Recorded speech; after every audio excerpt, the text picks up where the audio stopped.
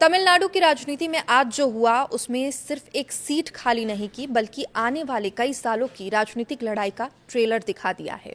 Superstar से मुख्यमंत्री बने थलापति विजय ने शपथ लेने के कुछ ही घंटों बाद ऐसा फैसला लिया जिसने डीएमके, एआईएडीएमके और पूरे राजनीतिक गलियारों में हलचल मचा दी।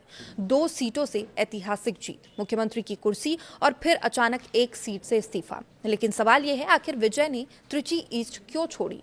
क्यों पेरंबूर को चुना गया? क्या ये सिर्फ संवैधानिक मजबूरी थी या फिर इसके पीछे कोई कहानी छिपी है? तमिलनाडु की सबसे बड़ी राजनीतिक रणनीति छिपी है और सबसे बड़ा सवाल, क्या आने वाला त्रिची ईस्ट उपचुनाव विजय सरकार की पहली बड़ी परीक्षा बनने जा रहा है? आज के इस वीडियो में हम आपको बताएंगे पूरा राजनीतिक गेम प्लान, अंदर की रणनीति, विपक्ष की बेचैनी और वो वजह जिसकी वजह से विजय का ये एक फैसला तमिलनाडु की राजनीति का पावर बैलेंस बदल सकता है। नमस्कार, आप देखना शुरू कर चुके हैं न्यूज़ 18 का डिजिटल प्लेटफॉर्म। मैं हूं आपके साथ सृष्टि शेखर। 10 मई 2026 तमिलनाडु की राजनीति का ऐतिहासिक दिन। फिल्मों के मेगा स्टार, लाखों युवाओं के आइकन और अब तमिलनाडु के नए मुख्यमंत्री जोसेफ विजय ने आज आधिकारिक तौर पर मुख्यमंत्री पद की शपथ ले ली है। चेन्नई में हुए भव्य समारोह में विजय ने जब मुख्यमंत्री पद की शपथ ली तो उनके समर्थकों के लिए यह सिर्फ राजनीतिक जीत नहीं थी बल्कि एक भावनात्मक पल था। वो अभिनेता जिसे लोग पर्दे पर मसीहा के रूप में देखते थे, अब असली सत्ता के केंद्र में पहुंच चुका है। लेकिन शपथ ग्रहण समारोह खत्म होने के कुछ ही घंटे बाद विजय ने ऐसा कदम उठाया जिसने राजनीतिक विश्लेषकों को सोचने पर मजबूर कर दिया। उन्होंने अपनी दो सीटें जीती थी। विधानसभा सीटों में से एक सीट तिरुचिरापल्ली ईस्ट यानी त्रिची ईस्ट सीट से इस्तीफा दे दिया। अब संविधान के मुताबिक कोई भी नेता एक साथ 2 विधानसभा सीटों का प्रतिनिधित्व नहीं कर सकता, इसलिए विजय को एक सीट छोड़नी ही थी। लेकिन असली कहानी यहां से शुरू नहीं होती, क्योंकि सवाल सिर्फ इतना ही नहीं है कि विजय ने एक सीट छोड़ी है। सवाल यह है उन्होंने कौन सी सीट रखी और क्यों रखी।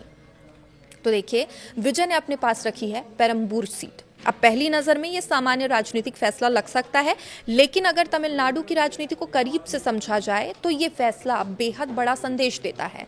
पेरंबूर उत्तर चेन्नई का अहम इलाका, मजदूर वर्ग, मध्यम वर्ग, युवा वोटर्स और तेजी से बदलती शहरी राजनीति का केंद्र।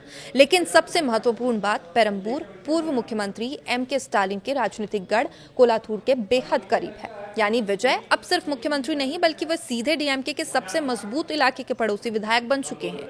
राजनीतिक जानकार मानते हैं ये कदम पूरी तरह रणनीतिक है। विजय अब चेन्नई की राजनीति में के दिल में बैठकर अपनी पकड़ मजबूत करना चाहते हैं। वो सिर्फ सत्ता चलाना नहीं चाहते बल्कि द्रविड़ राजनीति के दशकों पुराने समीकरण को चुनौती देना चाहते हैं। और यही वजह है पेरंबूर को छोड़ना उनके लिए संभव ही नहीं था और इसलिए त्रिची ईस्ट ही उन्होंने छोड़ी। लेकिन सवाल यह भी है कि त्रिची ईस्ट ही क्यों छोड़ी। दरअसल त्रिची ईस्ट में विजय ने शानदार जीत दर्ज की थी। ये सीट टीवीके के लिए बेहद महत्वपूर्ण मानी जाती रही है, क्योंकि इसने साबित किया कि पार्टी सिर्फ शहरी चेन्नई तक सीमित नहीं है बल्कि राज्य के दूसरे बड़े शहरों में भी उसका प्रभाव तेजी से बढ़ रहा है। लेकिन राजनीतिक रणनीति के हिसाब से देखा जाए तो त्रिची ईस्ट को छोड़ना पार्टी के लिए एक नया अवसर भी बनाता है। क्यों? क्योंकि अब यहाँ उपचुनाव होगा और यही उपचुनाव टीवीके के लिए जनता के मूड का पहला बड़ा टेस्ट होगा। अगर विजय की पार्टी ये सीट दोबारा जीत जाती है तो ये संदेश आएगा कि मुख्यमंत्री बनने के बाद भी जनता का भरोसा कायम है। लेकिन अगर विपक्ष यहाँ जीत जाता है तो डीएमके और एआईडीएमके इससे विजय लहर खत्म होने का नैरेटिव बनाने में देर नहीं लगाएंगे। विजय के इस्तीफे के बाद विपक्ष पूरी तरह एक्टिव मोड पर आ चुका है। डीएमके, एआईडीएमके दोनों ही इस उपचुनाव की प्रतिष्ठा की लड़ाई बनाने की तैयारी कर रहे हैं। डीएमके की कोशिश होगी कि वो इसे भावनात्मक चुनाव बनाए। वो जनता से कह सकती है कि विजय ने त्रिची को सिर्फ चुनाव जीतने के लिए इस्तेमाल किया और सत्ता मिलते ही सीट छोड़ दी।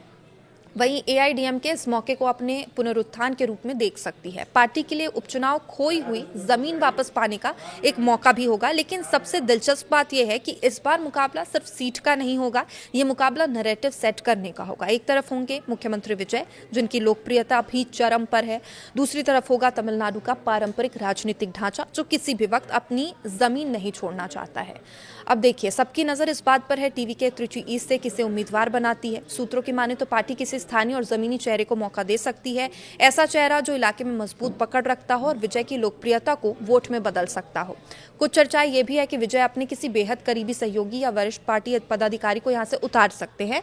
अगर ऐसा होता है तो ये साफ संकेत होता है कि विजय त्रिची को छोड़ना नहीं चाहते बल्कि वहां अपनी मजबूत राजनीतिक उपस्थिति बनाए रखना चाहते हैं, क्योंकि राजनीति में सीट छोड़ना हमेशा हार नहीं होती, कई बार ये बड़ी रणनीति का हिस्सा भी हो सकती है।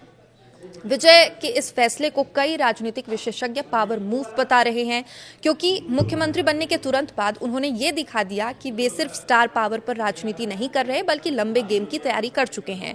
पेरंबूर को चुनना, चेन्नई में मजबूती बढ़ाना, त्रिची में उपचुनाव के पार्टी के जरिए ताकत फिर साबित करने की कोशिश करना, ये सब ये दिखाता है टीवीके अब सिर्फ नई पार्टी नहीं रही, वो तमिलनाडु की सत्ता का नया केंद्र बनने की कोशिश कर रही है। और शायद यही वजह है विजय के समर्थक इस इस्तीफे को नई लड़ाई की शुरुआत बता रहे हैं।